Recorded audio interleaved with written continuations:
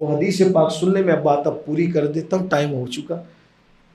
اللہ پاک نے حضرت جبریل سے فرمایا کہ جبریل فلاں بستی کو پلٹ، اور بستی کے لوگ مجرم ہیں، گنہگار ہیں، ان کو پلٹ دو اور عذاب میں گرفتار کر۔ اور جبریل امین نے عرض کیا مولا اس بستی میں ایک بندہ تو ایسا ہے کہ ایک لمحہ بھی وہ تیری نافرمانی نہیں کرتا، وہ تو اللہ اللہ کرتے بیٹھا ہے، تیری عبادت میں وہ رات دن لگا ہوا ہے، اس بستی میں ایسا بندہ ہے تو بھی پلٹ دوں؟ کہا اس کو بھی پلٹ دوں، اس کو بھی نہ بچاؤ، ان کے ساتھ اس کو بھی پلٹ دو۔ مولا اس کو بھی؟ ہاں، اس لیے کہ وہ خود تو اللہ اللہ کر رہا ہے مگر گناہ ہوتے دیکھ رہا ہے تو وہ گناہ کو روکنے کی کوشش نہیں کر رہا ہے، تو یہ نمازیں منہ پہ ماری جائے گی، یہ خوبصورت داڑھیوں کی تراش و خراش اللہ نہ کرے کہ کہیں اس کا اجر ضائع نہ کر دیا جائے، یہ ماہ رمضان شریف کے روزے اللہ نہ کرے کہ اس کا اجر ضائع نہ کر دیا جائے۔ کیوں؟ اس لیے کہ جب کسی کے سامنے برائی زوروں پر ہو اور وہ چپ کر کے بیٹھے، فرمایا گونگا شیطان ہے، وہ اس کو گونگا شیطان فرمایا گیا، برائی کے خلاف اٹھ کے کھڑے ہونا پڑے گا۔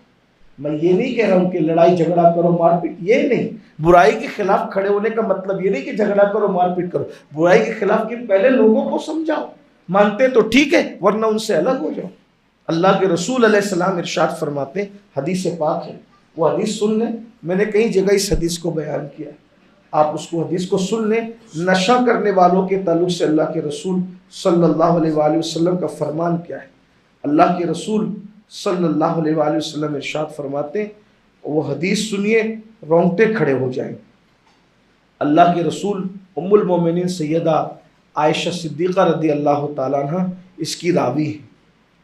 ام المومنین روایت کرتی ہے کہ میں نے اللہ کے رسول صلی اللہ علیہ وآلہ وسلم سے خود سنا کہ اللہ کے رسول صلی اللہ علیہ وآلہ وسلم ارشاد فرماتے ہیں، آقا کریم صلی اللہ علیہ وسلم نے فرمایا کہ شرابی کو، نشے کرنے والے کو ایک لقمہ بھی مت کھلاؤ، اگر وہ بھوک سے تڑپ رہا ہو، ترس رہا ہو، بھوکا ہو۔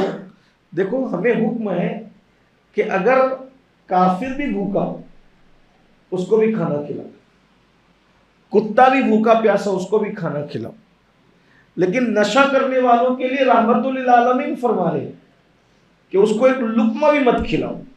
وجہ کیوں؟ اس لیے کہ وہ نشہ کرنے سے کافر نہیں ہوا، لیکن اس کے ساتھ ایسا رویہ اختیار کرو کہ چار لوگوں کو عبرت ہو کہ اگر میں بھی نشہ کروں گا تو اسلام میرا اس طرح بائیکاٹ کرے۔ اب سنیے ام المومنین کیا کہتی ہیں، ارشاد فرماتی ہیں کہ اللہ کے رسول علیہ السلام سے میں نے سنا کہ آقا فرما رہے ہیں، جس نے نشہ کرنے والے کو ایک لقمہ کھلایا، ایک لقمہ، اللہ تعالیٰ اس کے جسم پر سانپ اور بچھو مسلط کر دے گا، یعنی کھلانے کا اس کو اجر نہیں ملے گا، ثواب نہیں ملے گا۔ کیوں؟ آقا عبرت بنا دو اس کو، اس کا سپورٹ نہ کرو، پہلے سمجھاؤ، نہیں سمجھتا سپورٹ سے ہاتھ ہٹا لو، اس کو اس کے حوالے کر دو، اس لیے کہ جب پورا معاشرہ بائیکاٹ میں اتر آئے گا، آخری میں گناہوں اور جرائم کو روکنے کا بہترین ذریعہ یہی ہے کہ بہت اچھے اخلاق کے ساتھ ان کو دور کر دو اور ان سے دور ہو جاؤ۔ ام المومنین فرماتی ہیں کہ جس نے ایک لقمہ کھلایا شرابی کو، نشہ کرنے والے کو، اللہ اس کے جسم پر سانپ اور بچھو مسلط کرے گا۔ پھر فرماتی ہیں آقا نے ارشاد فرمایا، جس نے اس کی کوئی حاجت اور اس کی ضرورت کو پورا کیا، گویا کہ اس نے اسلام کو ڈھانے میں مدد کی، اسلام کو گرانے میں، اسلام گرانے اور ڈھانے والے کا جو عذاب ہے وہی عذاب نشہ کرنے والے کی حاجت اور ضرورت پوری کرنے والے کے لیے بیان فرمایا ام المومنین نے۔ پھر ام المومنین فرماتی ہیں اگر وہ قرض مانگے تو اس کو قرض بھی مت دو، کیونکہ اللہ کے رسول علیہ السلام فرماتے ہیں جس نے نشہ کرنے والے کو قرضہ دیا گویا کہ اس نے مسلمان کو قتل کرنے پہ مدد کی، یعنی کسی مسلمان کو قتل کرنے پہ مدد کرنے کا جو وبال ہے وہ نشہ کرنے والے کو قرض دینے کا وبال ہے۔ پھر ام المومنین ارشاد فرماتی ہیں اللہ کے رسول فرماتے ہیں کہ نشہ کرنے والوں سے نکاح مت کرو، یعنی جو نشہ کرنے والے اپنی بیٹیاں ان کو نہ دو، ان کے نکاح مت کرو، اور فرمایا کہ اگر وہ بیمار پڑ جائے تو اس کی عیادت بھی مت کرو. اور اس کے بعد اللہ کے رسول علیہ السلام کا فرمان بیان کیا کہ اللہ کے رسول نے فرمایا اس ذات کی قسم جس کے قبضے قدرت میں میری جان ہے، شراب وہی پیتا ہے جو توریت، انجیل، زبور اور قرآن اور اس میں جو کچھ ہے اور تمام انبیاء پر جو نازل ہوا ہے، جو اس کا انکار کرتا ہے وہی شراب پیتا ہے.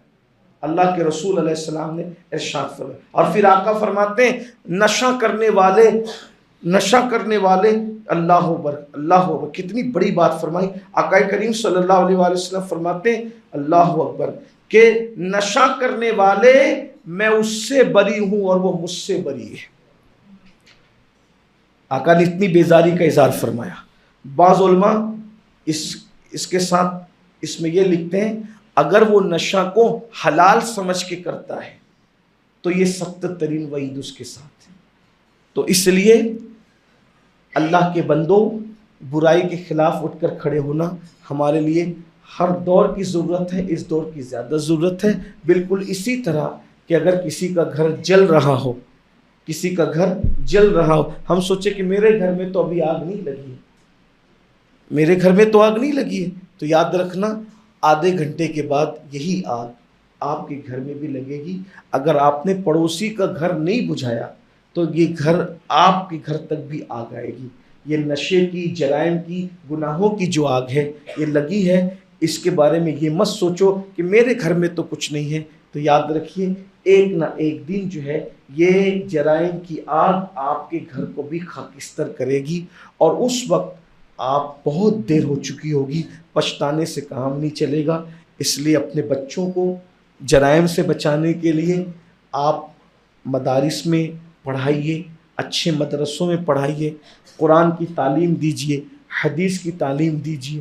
ہو سکے تو ہفتہ واری اجتماعات جہاں سنی دعوت اسلامی کے ہوتے ہیں اس میں شرکت کے لیے بھیجیے. مرکز پر جمعہ کے دن جامع مسجد یا رسول اللہ میں جو اجتماع ہوتا ہے وہاں بھیجیے. لوگوں کی زندگیاں بدلتی ہے.